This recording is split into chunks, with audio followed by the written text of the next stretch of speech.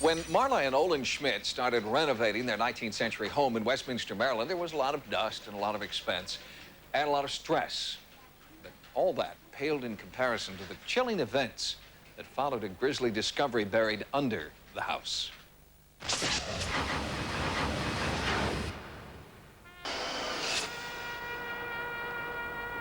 In the town of Westminster, Maryland, historic preservation is a priority because each building, they say, holds up a mirror to the past, reflecting its rich Civil War history.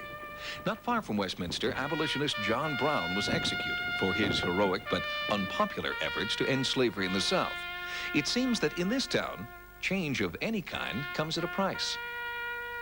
Marla Schmidt learned this lesson all too well when she found her dream house in Westminster. It was built in the mid-19th century in need of serious repairs. And as soon as the family moved in, strange figures appeared to let Marla know the house was already occupied. We moved into the house on December 25th, 1986. And that day I was cleaning and I looked up and I saw a figure of a gentleman, which at first I thought was my husband. There was no way that there was a reflection of anything. It was a brief figure that was there and that was gone. And my husband had been in a different part of the house, and he wasn't wearing the same clothes that the gentleman had on.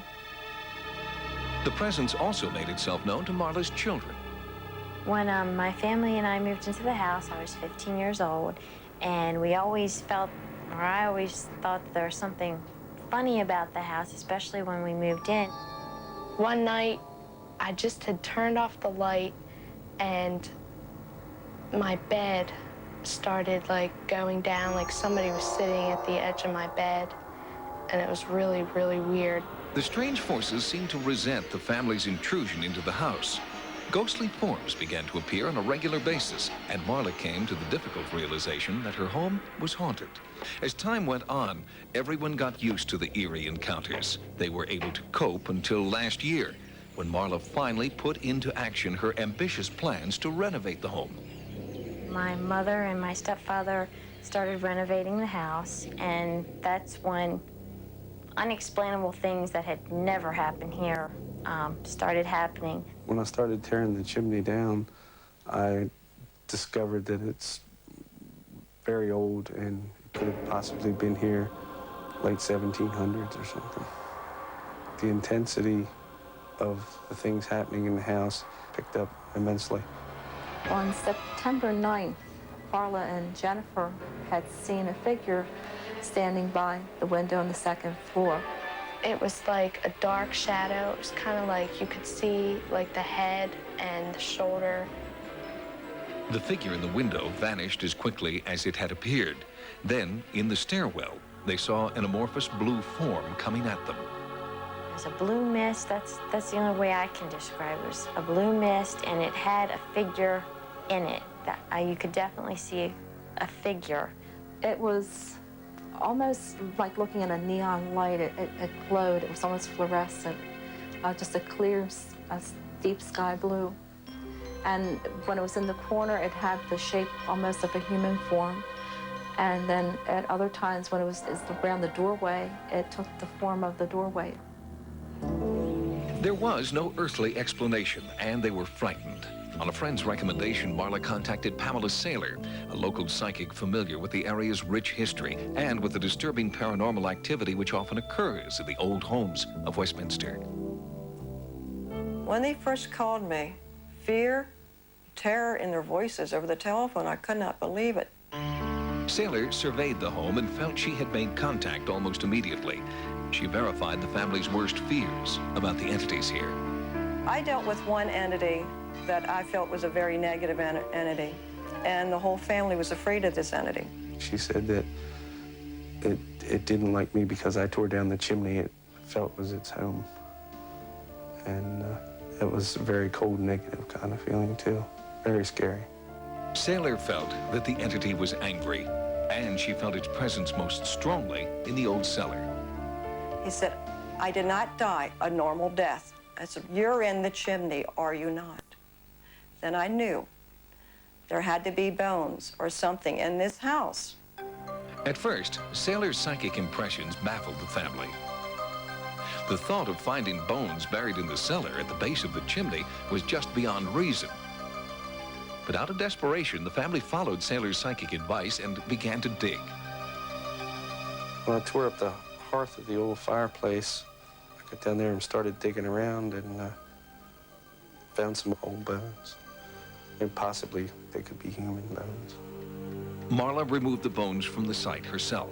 She was sure they must be animal bones and took them to local veterinarian Sharon Cashenbach for confirmation. But the doctor would not rule out the possibility that the bones are human. Again, perhaps a hip or a shoulder bone from either a large animal or perhaps even human. Removing the bones from the home may have been a mistake. It seems to have exacerbated the anger and resentment coming from the ghostly forces in the home. It is at this point that sightings and psychic Peter Anthony have come into the investigation, and Anthony senses an angry entity almost immediately. As I climbed up into the attic, there was a coolness, or if you want to even call it what I call a spirit. And as I was up there, I could hear this entity walking. And Anthony does not feel the paranormal activity is limited to one room or only one spirit. When I went into the north part of the home, there was a room in there that was blue. And as soon as I walked into the room, I sensed death. But it was in the cellar that Anthony made his most disturbing discovery. The first thing that I sense from this, slaves.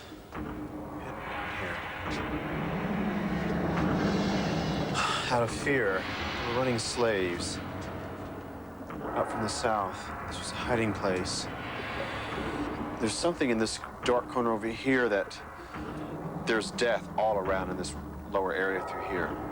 Further back, in the darkest recesses of this subterranean storage area, Anthony made a psychic discovery. There's a murder right here in this area.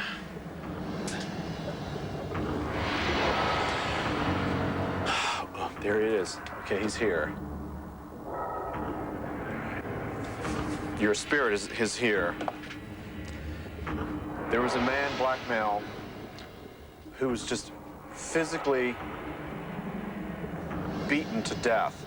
You can see this man's face, and this black man was murdered here. I can't stay here. I have to leave this area. Overcome with emotion, Anthony declared that this entity was responsible for much of the haunting activity. He believes that he must learn as much as he can about who this spirit is and why this place is so important to him. In the meantime, Peter Anthony has constructive suggestions for Marla and her family to at least subdue the entities. I think once the renovations are completed in the home, you'll find that these spirit meetings or encounters will sort of subside. Go through the house and bring a little salt and candles and just release the spirits, send them on to their places. To further assist the family, Sightings has contacted an historical researcher in Westminster. She provided information linking the entity that Anthony describes as a murder victim to the real-life execution of a runaway slave who may have died in the home. In the 1860s, this area was part of the Underground Railroad, providing comfort to many slaves seeking safe passage to the north. Slaves who were caught suffered brutal punishment and often death. Perhaps the spirit in the Schmidt house was one of those murdered slaves who, even in death, still seeks his freedom. Several days after our investigation, an unsettling spate of new phenomena began in the house. Peter Anthony is continuing to work with the family and believes that it may take time before the ghosts of Westminster finally move on.